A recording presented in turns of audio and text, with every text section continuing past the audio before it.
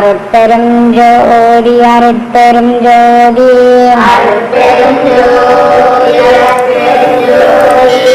தனிப்பெரும் கருணை அருட்பெரும் ஜோதி எல்லாம் செயல்கூடும் என்னானே அம்பலத்தே எல்லாம் வல்லாந்தனையே ஏத்தே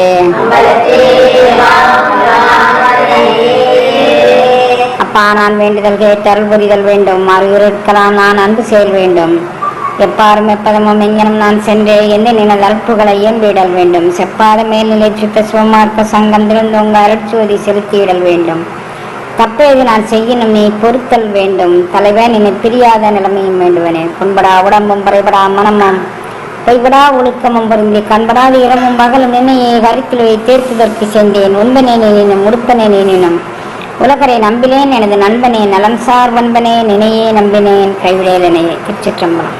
எல்லாம் அல்ல சிவபரம்பொருளின் திருவுருக்கரணையினால் இன்று தாய்மான சுவாமிகள் பாடல் திரட்டு பராபரக்கன்னி அப்படிங்கக்கூடிய தலைப்பில் இப்போ நம்ம பார்த்துட்டு இருக்கிறோம். இதுவரை 40 கன்னிகள் பார்த்துருக்குறோம்.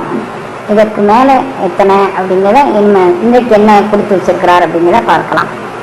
பாசம் போய் நின்றவர் போல் பாராட்டி ஆனாலும் மோசம் போனேன் நான் முறையோ பராபரமே.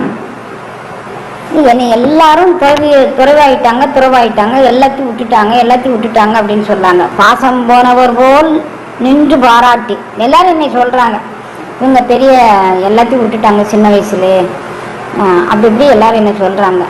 ஆனா என் மனசுக்குள்ள என்ன அழுக்காறு இருக்குன்னு எனக்கு மட்டும்தானே தெரியுது. அதை நான் வெளியே யாருக்கிட்டையும் சொல்ல முடியலையே. நான் அதில் மோசம் போனேன் பராபரமே அப்படிங்கிறார். இல்லை மகாபாரதத்தில் ஒரு கதை உண்டு. நீங்கள் நிறைய தடவை கேட்டுப்பீங்க. இன்னும் இந்த இடத்துக்காக வேண்டி நான் மேற்கொள்ள அதை சொல்கிறேன். நகுஷன் அப்படின்னு ஒரு பெரிய மாமன்னன் ஒருவன் இருந்தான்.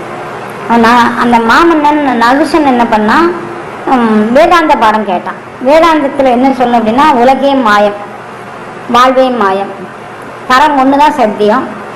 நான் இந்த உடல் மித்தை, உயிர் மித்தை, எல்லாமே மித்தை, பரம் ஒன்று தான் சத்தியம் அப்படிங்கிறது வேதாந்த பாடம் சொல்லக்கூடியது. அப்புறம் இன்னும் கொஞ்சம் ஆழமாக வேதாந்தத்தில் உள்ள போனீங்கன்னா நீயும் பொம்மை நானும் பொம்மை நினச்சி பார்த்தா எல்லாம் பொம்மை அப்படிங்கிற மாதிரி. இன்னும் கொஞ்சம் ஆழமாக வேதாந்தத்தில் போனீங்கன்னா பார்க்கும் இடமெங்கு நீக்கமர நிறைந்த பரிபூர்ண ஆனந்தம். ஒவ்வொரு படிநிலை வளர்ச்சியாக வேதாந்த படத்தில் படிநிலை வளர்ச்சியாக போயிட்டே இருக்கும்போது அப்போ எல்லா உருவங்களும் இறைவனுடைய சொரூபந்தான் அப்படிங்கிற மாதிரி அந்த வேதாந்த பாடம் போதிக்கும். அப்போ உயிருக்குள்ள உயிரொழியாம் எம்முள் உயிர் இவை உணர்ந்து உயிர் நலம் பரவுக என்று உரைத்த மெய்ச்சுவமே அப்படிங்கிறாரு.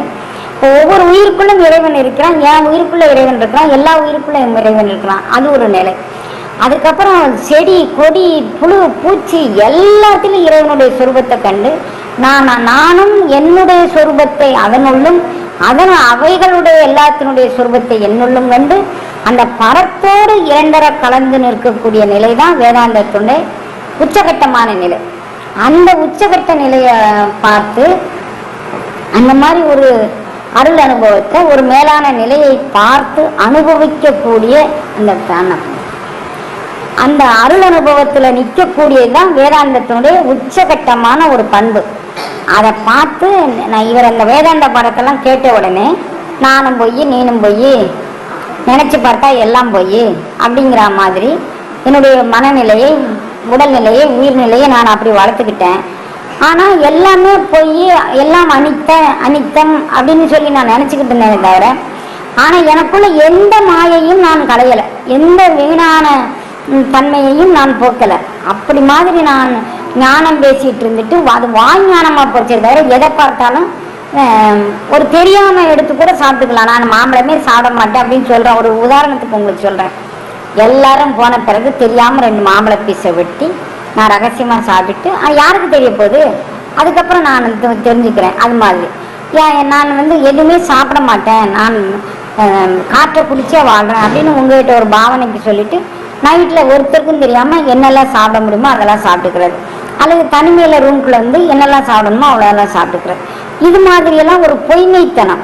அது இன்றைக்கும் கூட அப்படிலாம் ஆள் இருக்கிறாங்க. எல்லாரும் முன்னாடி நான் எதுவும் சாப்பிட மாட்டேன், எது மேலேயும் எனக்கு ஆசை இல்லை, எனக்கு நகை மேலே ஆசை இல்லை, எனக்கு பட்டு புடவை மேலே ஆசை இல்லை, எது மேலும் ஆசை இல்லை அப்படிங்கக்கூடிய ஒரு பாவனையை உருவாக்கி கொண்டு, ஆனால் அதில் தான் போய்ந்து அந்த அனுபவத்தை பெறணும் அப்படிங்கக்கூடிய ஞானம் இல்லாமல் அப்படி இருக்கக்கூடியதுக்கு இந்த இந்த நிலையை சொல்றாரு. நகுஷன் இருக்கக்கூடிய மன்னன் என்ன பண்ணான், இந்த பாடத்தை கேட்டு கேட்டு அவனுக்கு ரத்தத்துல ஊறிடுச்சு. அவன் உண்மையிலேயே அவனுடைய அரச போகம் அத்தனையும் அவன் வேண்டான்னு, என்னுடைய வாரிசுகளுக்கு யாருக்காவது நீங்க பட்டம் சூட்டிக்கோங்க அப்படின்னு ஒரு துறவு மனப்பான்மை மூலம் வாழ்ந்துகிட்டான். அந்த அரச பதவியில ஆசை வரல. அரச போகங்களான மனையாட்டி எத்தனை ஒரு ராஜாவுக்கு அத்தனை பெண்கள் சேவை செய்ய இருப்பாங்க, அது எல்லாத்தையும் எனக்கு வேண்டான்னு வெறுத்துட்டான். அப்புறம் உணவு அது எல்லாம் எனக்கு வேண்டான்னு வெறுத்துட்டான். என்னென்ன உண்டோ அத்தனை சுகத்தையும் வெறுத்து அவன் யாகம் பண்றான். யாகம் பண்ணி உலக மக்கள்லாம் நன்மையா இருக்கட்டும் அப்படிங்கக்கூடிய அளவிற்கு அவனுடைய யாகம் தானம் எல்லாம் அப்படி வச்சுக்கிட்டு இருக்கான். அப்படி ஒரு நாள் யாகம் பண்ணும்போது அவனுக்கு தோணுச்சு, நான் இந்த உயிரோடே கைலாசம் போகணும் அப்படின்னு தோணுச்சு. அப்போ அவன் அந்த யாகசாலையில் இருக்கிற ஆச்சாரியாள்கிட்ட அதை நடத்தி கொடுக்கவங்கள்ட்ட சொன்னான், நான் உயிரோடு கைலாசம் போகணும்னு விரும்புகிறேன், அதுக்கான யாகத்தை பண்ணுங்க அப்படின்னு. அப்போ எல்லாரும் சொன்னாங்க, அது சாத்தியம் இல்லை, இந்த உடலை இங்கே விட்டுட்டு தான் எல்லாரும் போகிறாங்க, இந்த உடலோடு யாரும் கைலாசம் போக முடியாது, இந்த உடலோடு யாரும் பேரண்ட நாயகனை அப்படி போய் அவங்களுடைய சபையில் போய் நம்மளால் இருக்க முடியாது, அதனால் இந்த உடலை விட்டுட்டு உயிர் சென்று அனுபவிக்கக்கூடிய அனுபவம் அது, அதனால் இந்த உடலை நீங்கள் இங்கே விட்டுறணும் அப்படின்னு.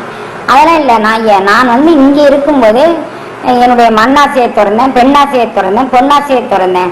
மண் பெண் பொன் தான் ஒரு மனிதனுக்கு ரொம்ப பந்தப்படுத்தக்கூடியது. காமம் வெகுளி மயக்கம் இவை இறங்கி இவை மூன்றின் நாமம் கெடும் நோய் அப்படிங்கிறாரு. இந்த மூன்றின் நாமம் என்னை விட்டு போயிடுச்சு, அதனால நான் கட்டாயம் இந்த உடலோடய நான் கைலாசம் போவேன், அதுக்கான யாகம் நீங்க வளர்த்தே தீரணும் அப்படிங்கிறாங்க. அதுக்கு நிறைய ஆச்சாரியார்கள் ஒத்து வரல. அப்புறம் 2 பேர் ரொம்ப அண்ணன் தம்பி 2 பேரும் ரொம்ப நெறியாக வாழ்றாங்க. அவங்க கிட்ட போய் சரணாகதி பண்ணோடனே அப்போ அந்த அண்ணன் சொன்னாரு, நான் எதுவும் யாஜர் உபயாஜர்னு பேர், நான் எதுவும் வாங்கிக்க மாட்டேன், உபயாஜருக்கு கொஞ்சம் ஆசை இருக்கு, நீங்க வேணா அவனை கூட்டிட்டு போய் பண்ணுங்க. 2 பேரும் கூட்டிட்டு எப்படியாவது என்னை உடலோடு கைலாசம் அனுப்புங்கன்னு இந்த உடலோடு இவரை கைலாசம் அனுப்பிட்டான். அந்த அவருடைய தவ வலிமையினாலும் மந்திர வலிமையினாலும் உடலோடு கைலாசம் அனுப்பிட்டாங்க. அனுப்புனா அங்க கைலாசம் அங்க போன இடத்துல இந்திர சபையில ஒரு கூட்டம் போடுறாங்க. அங்க என்ன சொல்றாங்க, யாரும் உடலோடு இங்க வர்றதுக்கு சம்மதமே கிடையாது, இவன் எதுக்கு இங்க உடலோடு வரான், உடலை விட்டுட்டு தானே இங்க வரணும், இவன் ஏன் இங்க வரான் அப்படின்னு சொல்லி அவங்க கேட்கறாங்க. ஏதாவது அவன் பெரிய யாகம் பண்ணிட்டான், பூலோகத்துல வாழும்போது பெண்ணாசையை விட்டுட்டான், மண்ணாசையை விட்டுட்டான், பொன்னாசையை விட்டுட்டான், எல்லா ஆசையும் விட்டுட்டான். இப்போ மிச்சம் இருக்கக்கூடியது அவன் தான் பிறந்ததற்கான ஒரு அடையாளமாக அவன் இதெல்லாம் செஞ்சிருக்கிறான், அதனால விட்டுருங்கன்னு. உடனே சித்திரகுப்தனை காட்டு, இவன் இது மாதிரி செய்யறதுக்கு என்ன செய்யணும் அப்படின்னு சொல்லி சொன்னாங்க. அவன் அவன் உடலோடு இங்க இருக்கிறதுக்கு அவனுக்கு அதிகாரம் கிடையாது, வேணா ஒரு நாளைக்கு இந்திர பதவியை அவன் வகிக்கலாம், இந்திரனுடைய இடத்துல அவன் போய் இருந்து அந்த அரசாட்சியை பண்ணலாம், இந்திராணி அவனுக்கு சேவை பண்ணலாம் அப்படின்னு சொன்னாங்க. உடனே இவனை கூட்டிக்கிட்டு இந்திர பதவிக்கு போனோன்னே இவனை இந்திரன் இருக்கக்கூடிய இந்திரலோகத்துக்கு தூக்கிட்டு போறதுக்கு என்ன பண்ணணும் அப்படின்னோடனே அங்க சப்தரிஷிகள் அப்படின்னு 7 பேர் இருக்கிறாங்க. அந்த 7 பேர் அங்க இருக்கும்போது ஆனானப்பட்ட சப்தரிஷிகளே இவன் பிறந்த துறவுக்கு இவனுக்கு பெருமை சேர்க்கணும், அதனால அவங்க இவனுக்கு இது பல்லக்கு தூக்கணும் அப்படின்னு சொல்லி அங்க ஏடு வாசித்தாங்க. உடனே சப்தரிஷிகள் இவனுக்கு பல்லக்கு தூக்கிட்டு அப்படியே வராங்க. வரும்போது இவன் நான் என்ன பாவம் செஞ்சோம்னு எனக்கு தெரியலையே, தவம் செய்கிற மகரிஷிகள்லாம் எனக்கு பல்லக்கு தூக்கக்கூடிய சூழ்நிலை உருவாயிருச்சே, கடவுளே நான் இன்னும் என்ன பாவத்துக்கு ஆளாகிறதுக்காண்டி இப்படி செய்கிறேன்னு எனக்கு தெரியலையே, நான் உடலோடு கைலாசம் போகணும்னு நினைச்சது உண்மைதான், அதுக்காண்டி மகரிஷிகளை விட்டு என்னை பல்லக்கு தூக்க சொல்லிட்டாங்களே, இதுலேருந்து எனக்கு விடுதலை கிடையாதா அப்படின்னு சொல்லி அவன் நினச்சிக்கிட்டே வரான். அப்படி வரும்போது அந்த மகரிஷிகள்கிட்ட என்னை மன்னிச்சுக்கணும், நான் எனக்கு இதெல்லாம் நடக்குன்னு தெரியாது, இங்கே உள்ள ரூல்ஸ் அண்ட் ரெகுலேஷன் எனக்கு தெரியாது, இந்த சட்டத்திட்டங்கள் தெரியாமல் நான் வந்துட்டு என்னை மன்னிச்சுக்கோங்க அப்படிங்கிறான். உடனே அவங்க அதெல்லாம் ஒன்றும் இல்லைப்பா, எது எங்களுக்கு விதிக்கப்பட்டதோ அதை நாங்கள் செய்கிறேன், நீ ஒன்றும் கவலைப்படாதப்பா நீ வா அப்படின்னு சொல்லி கூட்டிகிட்டே இருந்தாங்க. கொஞ்சம் தூரம் வந்த உடனே இந்திர சபையை வந்துருச்சு. இந்திராணி உங்களுக்கு சர்வீஸ் பண்ணுவா, நீங்கள் பூலோகத்தில் மண்ணாசையை திறந்துட்டீங்க, பொன்னாசையை திறந்துட்டீங்க, பெண்ணாசையை திறந்துட்டீங்க, இப்போ தேவலோகத்துக்கு வந்திருக்கீங்க, தேவலோகத்துல அது உடலோடு வந்திருக்கீங்க. இப்போ உங்களுக்கு இந்திராணி உங்களுக்கு சேவை செய்ய காத்திருக்கிறான்.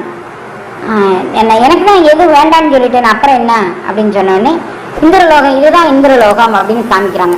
இந்திரலோகத்தை பார்த்த உடனே அவனுக்கு ஒரு பிரமிப்பு வந்துட்டு, ஆகா இந்திரலோகமா, ஏற்கனவே இவன் ராஜாவா இருந்திருக்கிறான், ராஜரீகமான வாழ்க்கை, எவ்வளவு போக போக்கியங்கள் உண்டு அத்தனை அனுபவிச்சிருக்கிறான் ஏற்கனவே. அதை பார்த்துட்டு இவனுக்கு ஒன்று பிரமிப்பா இருக்குன்னா இந்திரலோகத்தை பார்த்தோன்னே ரொம்ப பிரமிப்பாயிட்டு. இந்திரலோகத்துல இந்திராணி இவனுக்கு சேவை பண்ணுவதற்காக அவ வெளியே நிற்கிறான். அது யாரு அப்படின்னு கேட்டா, அவதான் இந்திராணி, உங்களுக்கு இப்போ சேவை பண்ணுவா. நீங்க பூலோகத்துல எல்லாம் திறந்ததுக்கு ஒரு நாளைக்கு இந்திர சபையில நீங்க இந்திரனா இருக்கலாம், உங்களுக்கு சேவை பண்ணுவா அப்படின்னு சொன்னாங்க. இந்திராணி அவளதான் நிமிர்ந்து பார்த்தா இவனுக்கு தையலார் மையலிலே தாழ்ந்து விட கடவேனே வையவே கொடுவோந்து வாசமனம் தாழ், தையலார் மையலிலே தாழ்ந்து விழுந்துட்டார். அதுக்கப்புறம் இவரால் அதை நிற்க முடியல. இந்திராணி எனக்கு சேவை பண்ண போறா, இந்திராணி எனக்கு சேவை பண்ண போறா. உடனே அந்த சப்தரிஷிகளை வேகம்ங்கிறதுக்கு சர்ப் அப்படின்னு பேரு. சப்தரிஷிகள்னு பார்க்கல, இத்தனை நேரமும் அவன் பாவம் செஞ்சுட்டேன், நான் கொடூரமான பாவி அப்படி இப்படி நினைச்சான். இப்போ சப்தரிஷிகளை என்ன மெதுவாக போய்கிட்டு இருக்கீங்க, நான் இருக்க போறதே கொஞ்ச நேரம் தான், அவன் ஒரு நாள் தான் சேவை செய்யறதுக்கு நான் செஞ்ச புண்ணியத்துக்கு, அதுலேயும் நீங்கள் இவ்வளோ மெதுவாக கொண்டு சேர்த்தீங்கன்னா நான் எப்போ போய் இந்திரலோகம் அடைகிறது, எப்போ போய் இந்திராணி எனக்கு சேவை செய்யறது, கொஞ்சம் வேகமாக போட்டு அப்படின்னு சொன்னான். சர்ப் சர்ப் சர்ப் சர்ப்னு அவங்கள சத்தம் போட்டுக்கிட்டே வந்தான். உடனே அகஸ்திய முனிவரும் அதில் பல்லக்கு தூக்குதர்ல ஒருத்தர். சர்ப் சர்ப் அப்படின்னு சொன்னோடனே அகஸ்திய முனிவரை கையில் இருக்க ஒரு கோலை கொண்டு வேகமாக போன்னு அகஸ்திய முனிவர் தட்டினான். அகஸ்தியத்துக்கு மூக்கு மேலே வந்துட்டு, உடனே கொட நாய நீ சர்ப்பமாக பூலோகத்தில் போய் சர்ப்பமாக போக கடவுதுன்னு அவர் சாபப்பட்டார். ஆக பூலோகத்தில் பெண்ணாசையை திறந்து மண்ணாசையை திறந்து பொன்னாசையை திறந்து நான் அங்கே போனேன்னா பூலோக பெண்ணாசையும் பூலோக மண்ணாசையும் பூலோக பொன்னாசையும் தான் திறந்தான தவிர இந்திரலோக ஆசையை திறக்கலை. அதுதான் ரொம்ப குறிப்பாக இந்திரலோகமானும் அச்சுவை வெறினும் வேண்டேன் அரங்கமான அகருளானே அப்படிங்கிறார் ஆழ்வார். இந்திரலோகத்துக்குள்ள இவ்வளவு மயக்கங்கள், பூலோகத்துல எல்லாத்தையும் துச்சம்னு தள்ளுனா கூட இந்திரலோகத்துல இத்தனை மயக்கங்களுக்கும் அங்க ஒரு பதில் இருக்கு. அப்படிங்கிறதுனால நான் எதனாலும் எதுக்கு நான் ஆசைப்பட மாட்டேன். இந்திரலோகமாலும் அச்சுவை வெறினும் வேண்டேன் அரங்கமான அகருளன். எனக்கு இந்திரனே எனக்கு என்ன கொடுத்தானாலும் எனக்கு அது தேவையில்லையா, உன்னுடைய திருவடி மட்டும் போதும் அப்படின்னு வேண்டாரு. நம்ம மணிவாசக பெருந்தகர் சொல்றாரு, வானையையும் விரல் வேண்டேன் மண்ணால் வான் மதித்துமே, எனக்கு இந்திரலோகம் கொடுத்தானாலும் எனக்கு வேண்டாம் தங்கம் அப்படின்னு சொல்றாரு அவர். அப்போ தீர திறக்கிற துறவு, நான் ஜெயிச்சுட்டேன் எனக்கு இது வேணும்னு திறக்கிறது அல்ல துறவு. என்னை எம்பெருமான் என்னை ஆட்கொண்டான், அவனுடைய கருணையினால் நான் இதை பெற்றுக்கொண்டேன் அப்படின்னு வாழ்ற வாழ்வு இருக்கு பாருங்க, சுகமா இருக்கலாம். யாருக்கிட்டையும் எந்த போட்டி வேண்டாம். இந்திர பதவியே வந்தானாலும் வானையையும் பெறல் வேண்டேன், அப்பாடா எனக்கு போதண்டாப்பா. எம்பெருமான் என்னுடைய உயிர் உணர்வில் கலந்து அவன் இறங்கி எனக்கு ஆட்கொள்றான் பாருங்க, அந்த உடலுக்குள்ள புகுந்து இந்த உணர்வுக்குள்ள புகுந்து, அதுவே எனக்கு சுகந்தான்ப்பா. நான் போய் இன்னும் இந்திரலோகம் கூடிய ஒரு பிரம்மாண்டமான அலங்கார அமைப்புல போயிருந்து எனக்கு அந்த இது வேண்டான்னு சொல்லி நமக்கு சுட்டி காட்டுறாங்க நம்ம அருளாளர்கள். இவர் நான் வேண்டான்னு நான் நினைச்சது எல்லாமே பொய் அப்படின்னு சொல்றாரு. பாசம் போய் நின்றவர் போல் வாராட்டி ஆனாலும் மோசம் போனேன் நான் முறையோ பராபரமே. நான் பாசம் போனவர் போல நான் பாராட்டிட்டேன், எப்படி நகுசன் மாதிரி நான் எல்லாம் திறந்துட்டேன் அப்படின்னு. ஆனா நகுசன் உண்மையிலே இங்க எல்லாத்தையும் திறக்கதான் செஞ்சாரு, இல்லைன்னு இல்லை. துறவுங்கிறது மிக ரகசியமான ஒண்ணு. புலநடக்கம் நமக்கு ஈஸியா வந்துடும். துறவுங்கிறது இருக்கு பாருங்க, இவங்களை பார்த்து பொறாமப்படக்கூடாது, அவங்கள பார்த்து பொறாமப்படக்கூடாது, அப்புறம் தனக்கு ஒண்ணு கிடைக்கலையேன்னு நம்ம நினைக்க கூடாது, கிடைச்சதை நினைச்சு பெருமைப்படக்கூடாது. எந்த நேரமும் நம்மளுடைய விழிப்புணர்வு விழிப்புணர்வு விழிப்புணர்வு உன்னுடைய மனது எங்கே போய் தொடுகின்றது, உன்னுடைய உணர்வு எங்கே போய் தொடுகின்றது, அந்த தொடர்ந்து அந்த விழிப்புணர்வுல நம்ம இருந்தோம்னா தான் நாம இந்த துறவை பத்தி சிந்திக்க முடியும். துறவுங்கிறது புலநடக்கம் பிரம்மச்சரியம் அதெல்லாம் ஈஸி தான். என்னை பொறுத்து சரணாகதி மூலமாக இதெல்லாம் மிக சுலபமா வந்துடலாம். இந்த தீர துறக்கிறது, அதனாலதான் துணையா இருந்து என் நெஞ்சம் திறப்பிப்பாய் நீ அப்படிங்கிறாரு அப்பர் சுவாமிகள். இறைவன் துணை இருந்தால் நமக்கு நெஞ்ச துறவு வந்துடும் அப்படின்னு. அதை இவர் இன்னொரு வகையில சொல்றாரு, பாசம் போய் நின்றவர் போல் பாராட்டி ஆனாலும் மோசம் போனேன் நான் முறையோ பராபரமே. நான் எல்லாத்தையும் ஜெயிச்சுட்டேன்னு நினைச்சேனேப்பா, இப்ப மோசம் போயிட்டேனே அப்படிங்கிறார். நன்றறியேன் தீதறியேன் நான் என்று நின்றவர் ஆர் என்றறியேன் நான் ஏழை என்னே பராபரமே. எனக்கு நன்றி தெரியல, தீது தெரியல, எது நன்மை எது தீமை. யாராவது ஒருத்தர் சொன்னா கூட நான் கொண்ட கொள்கையில் என்ன முயலுக்கு 3 கால்னு சொல்றவங்ககிட்ட எதை போய் நன்றி தீமைன்னு சொல்ல முடியும். ஆனால் எனக்கு நன்மை தீமை எதுங்கிறது எனக்கு தெரியல. அது மட்டுமில்ல, நான் என்று நின்றவன் ஆர் என்றறியேன். எனக்குள்ள நான் எல்லாமே எம்பெருமானுடைய திருக்கருணை அப்படின்னு நினைக்கிறேன். அதுக்குள்ள ஒரு நான் முளைச்சிக்கிட்டு என்னால முடியாதுன்னு சொல்றான் பாத்தியா, நான் செய்ய மாட்டானா இவன் சொல்றான். அந்த நான் எங்க தலை தூக்குது, எப்படி தலை தூக்குன்னு சொல்ல முடியாது. நான் என்று நின்றவர் யார் என்றறியேன் அப்படிங்கிறார். அந்த நான் முளைக்கிற இடத்த நம்ம விழிப்புணர்வோடு இருந்து நமக்குள்ள அது எழும்போதே, ஓ இங்கே அது தலை தூக்குகின்றது, இங்கே தலை தூக்குகின்றது. வேண்டாங்கன்னா, நான் ஞானசபை தலைவனுக்கு நல்ல பிள்ளை, மனம் என்னும் ஓர் வேக்குறங்கே நீ என்னை மற்றவர் போல் கண்டு மறிட்டிடி கண்டார். நீ என்னை எல்லாரும் மாதிரி நினைச்சுக்கிறாத, நான் யாரு, ஞானசபை தலைவனுக்கு நல்ல பிள்ளை. அந்த உணர்வோடு எப்போதும் அந்த மெய்ஞான உணர்வோடு இருக்கணும். அதை சொல்றாரு, நன்றறியேன் தீதறியேன் நான் என்று நின்றவன் ஆர் என்றறியேன் நான் ஏழை என்னே பராபரமே. திருவருளை உணராததுனால எல்லாரும் தங்களை ஏழைங்கிறாங்க. ஏழைங்கிற சொல்லுக்கு அதுதான் பலன். நான் ஏழை என்னே பராபரமே. இன்று புதிது அன்றே எளியேன் படும் துயரம் ஒன்றும் அறியாயோ உரையாய் பராபரமே. நான் இன்னைக்கு நேதாப்பா கஷ்டப்பட்டுக்கிட்டு இருக்கேன். நான் என்றைக்கு மோனா நான் உன்னை கண்டேனோ, உன் அருள் அனுபவத்தில் தோய்ந்தேனோ, அன்றைக்கு புதிதான ஒரு ஞான உலகத்தில் சஞ்சரித்தேன்.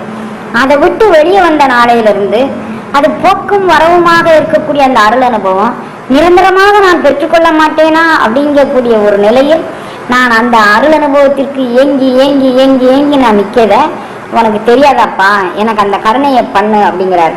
நான் இன்று புதிதன்றே எளியேன் படும் துயரம். நான் அன்றைக்கு நீ என்னை ஆட்கொண்டு அந்த முழுமையான ஆனந்தத்தில் தோய்த்த பிறகு இன்றைக்கு எனக்கு புதிதாக ஏதாவது ஒன்று கொடுத்தா இது நான் பட்ட கஷ்டம் உங்களுக்கு தெரியத்தானே செய்யும் அப்படின்னு இறைவன் சொல்றார். இன்று புதிதென்று எளியேன் படும் துயரம் ஒன்றும் அறியாயோ உரையாய் பராபரன். நீ உனக்கு ஒன்றும் தெரியலையப்பா அப்படின்னு சொல்றார்.